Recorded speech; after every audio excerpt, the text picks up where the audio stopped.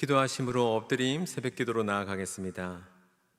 지난밤도 주님의 따뜻한 품 안에서 평안한 쉼을 허락하시고 또 소망이 새 아침을 맞이하게 하시니 감사드립니다.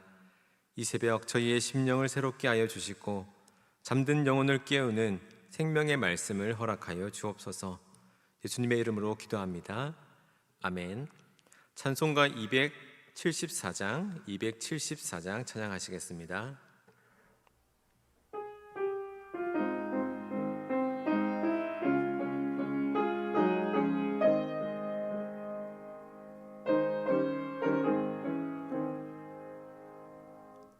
다행한 것 죄뿐이니 주 예수께 비옵기는 나의 몸과 나의 맘을 깨끗하게 하옵소서.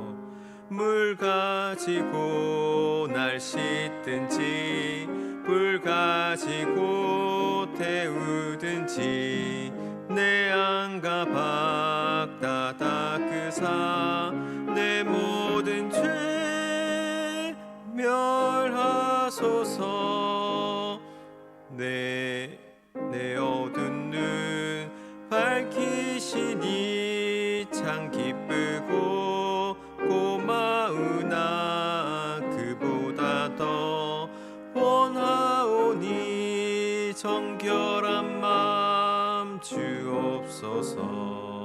물 가지고 날 씻든지 불 가지고 태우든지 내 안과 밖 다 닦으사 내 모든 죄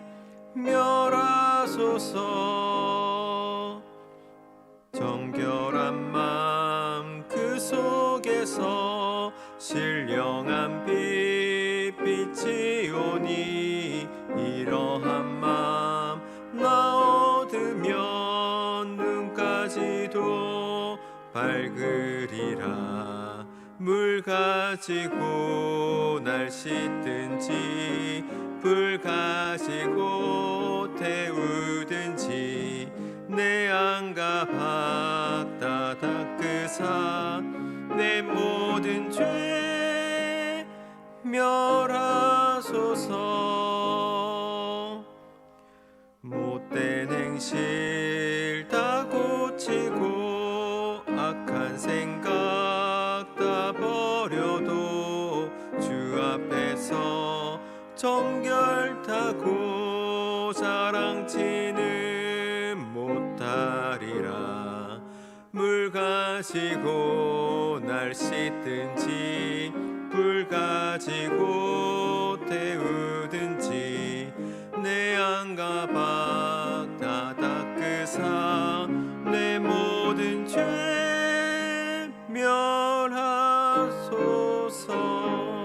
멸하소서. 아멘. 오늘 우리에게 주시는 하나님의 말씀은 스가랴 5장 1절로 11절 말씀입니다.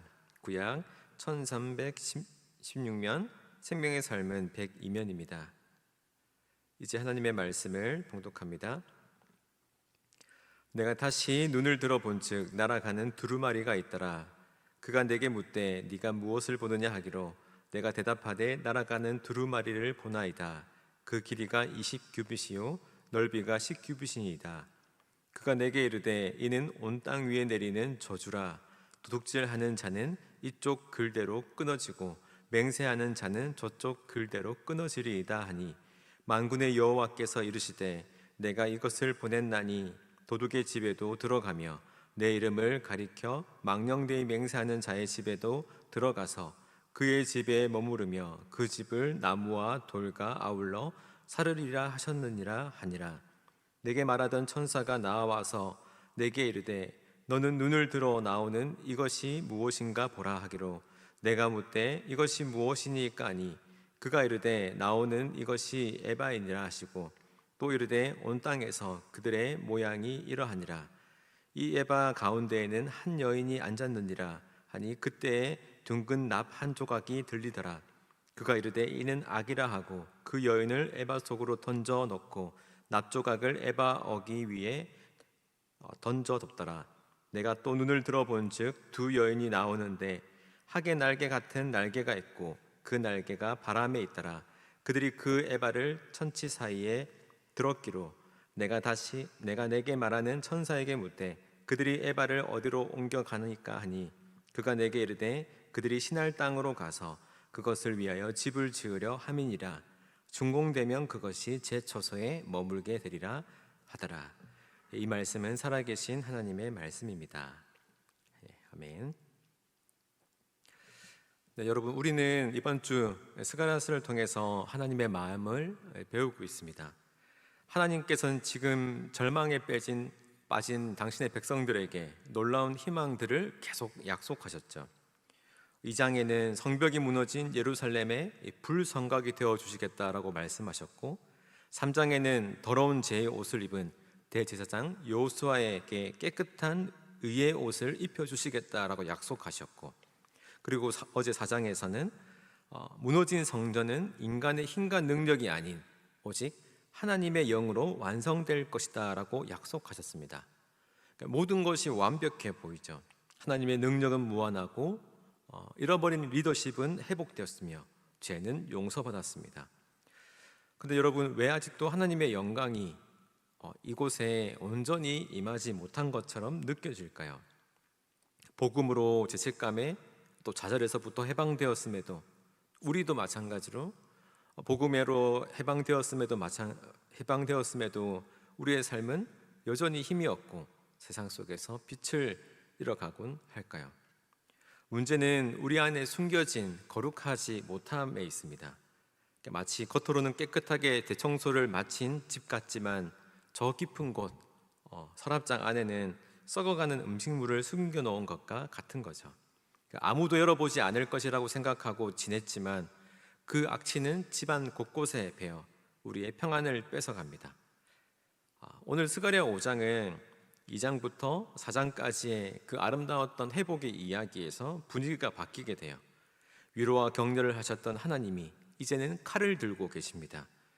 근데 이 칼은 우리를 미워해서가 아니라 우리 안에 있는 암적인 존재를 제거하기 위함이죠. 오늘 말씀은 하나님이 당신의 백성 안에 숨어져 있는 이 악을 어떻게 다루시는지, 또 두렵고도 은혜로운 이 두 가지의 환상을 통해서 우리에게 보여주십니다. 스가랴서에 나오는 6번째 환상인데요, 거대한 두루마리가 하늘 위를 날아다니죠. 그 크기는 이제 길이가 9m, 넓이가 4.5m에 달하는 이 두루마리는 솔로몬 성전의 성소의 크기와 완벽하게 일치합니다. 그러니까 이 두루마리는 어떠한 인간의 말이 아니라 하나님의 집에서 나온 신적인 권위를 가진 하나님의 말씀임을 강조하고 있죠. 그런데 이 말씀은 우리를 위로하는 말씀이 아닙니다. 3절은 이것이 온 땅에 내리는 저주라고 이제 말하고 있죠.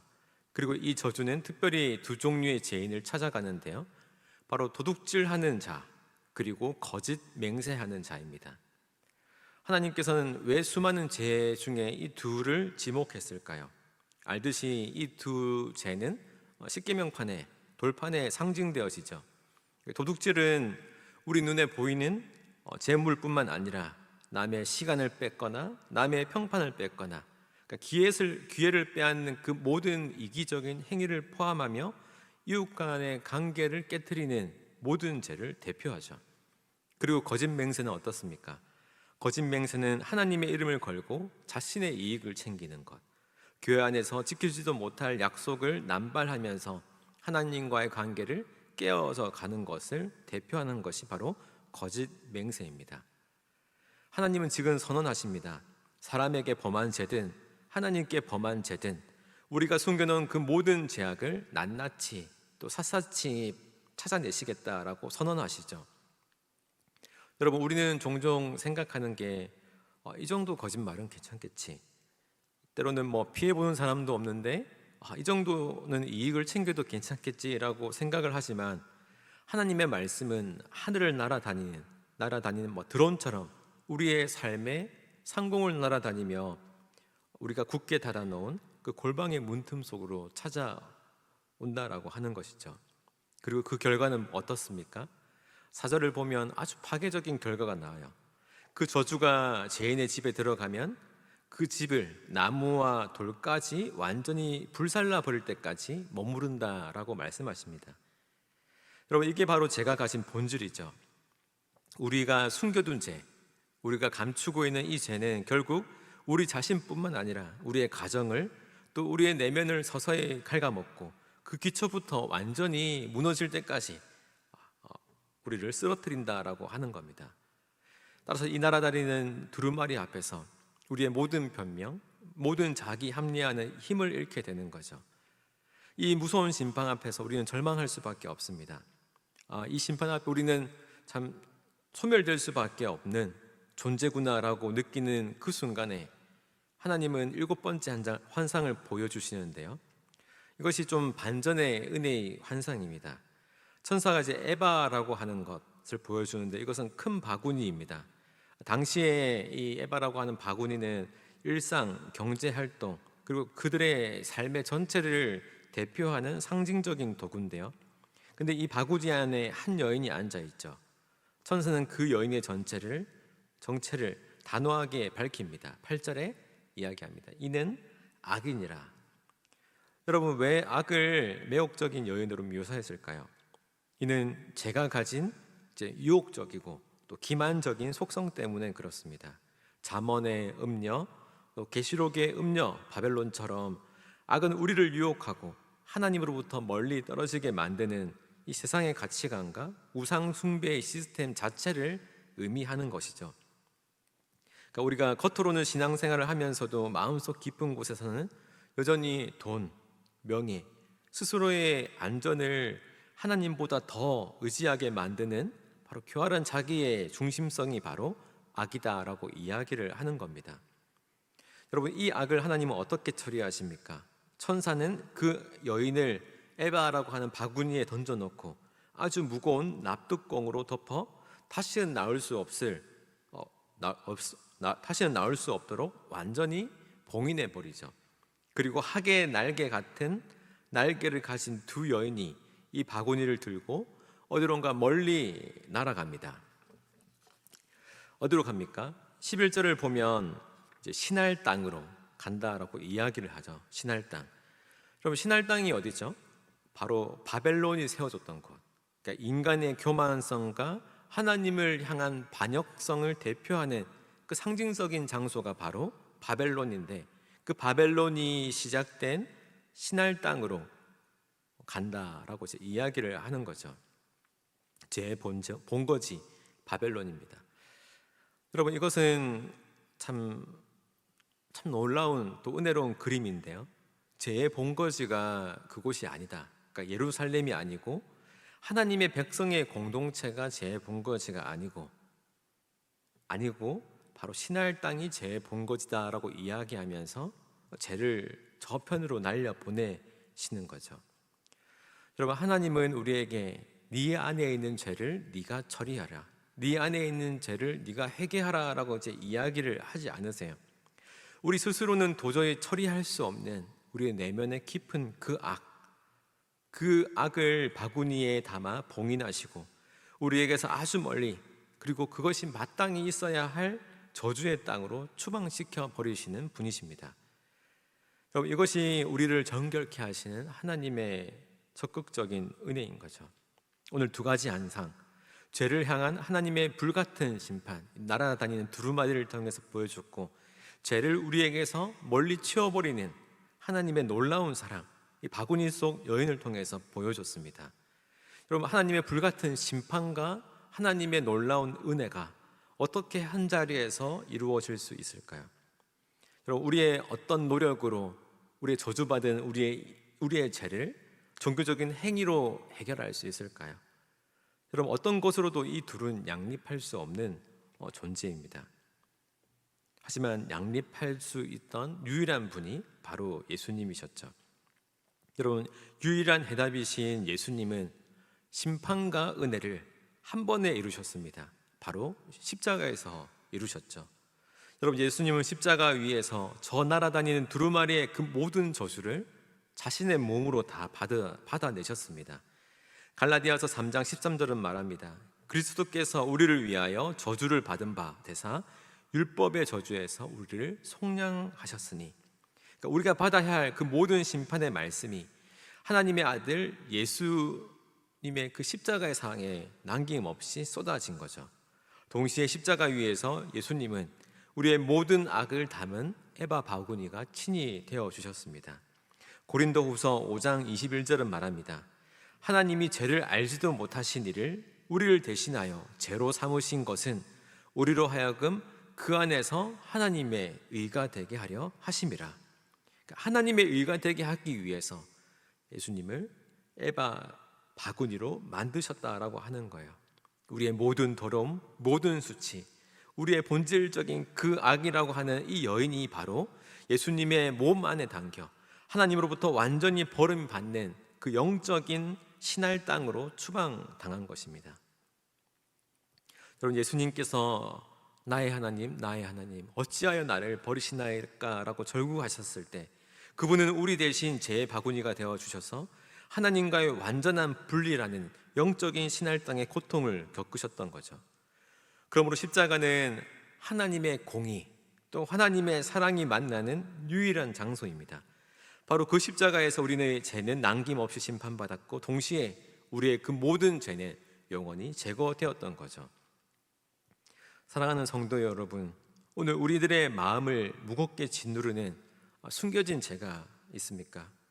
아무도 모를 것이라고 생각하면 하나 둔 우리의 영적인 그 서랍장 안에 썩어 냄새나고 있는 그 죄가 혹시나 있습니까?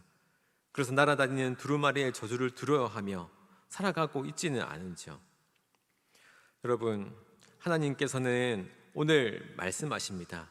더 이상 두려워하지 말고 더 이상 숨기지 말라라고 말씀하세요. 우리가 받아야 할 그 모든 저주는 이미 2000년 전 골고다에서 끝났습니다. 우리를 짓누르던 그 모든 악의 짐은 이미 주님께서 짊어지시고 멀리 떠나가셨어요. 이것이 바로 복음이고 이것이 바로 십자가의 은혜입니다. 하나님은 우리에게 깨끗해져서 오라라고 말씀하지 않으셨어요. 우리의 더러움, 우리의 악함, 우리의 있는 모습 그대로 가지고 십자가에 나아오라고 초대하십니다. 우리가 우리의 영적 서랍장을 정직하게 열 때, 주님 앞에 열어 보일 때 주님은 그것을 판단하시고 정죄하는 것이 아니라 십자가의 볼로 덮으시고 우리에게서 영원히 제거해 주시는 거죠. 여러분, 이것이 바로 십자가에서만 누릴 수 있는 참된 자유입니다. 더 이상 숨길 것이 없는 자유, 더 이상 부끄러운 것이 없는 자유, 모든 하나님의 죄의 그 심판 가운데서 예수님께서 그 모든 것을 짊어지시고 예수님이 주시는 그 사랑과 자유만이 남는 그곳이 바로 십자가인 것이죠. 오늘 이 시간 우리의 모든 숨겨진 것들을 주님의 십자가의 빛 앞으로 가져갑시다. 그리고 기도합시다. 주님, 저의 이 더러움을 주님께 드립니다. 저를 짓누르는 이 악의 짐을 주님께서 가져가 주옵소서. 주님은 우리의 그 어떤 고백도 외면하지 않으시고 우리의 서랍장이 비어질 때 비로소 그 빈자리에 찾아올 준비가 되신 분이십니다.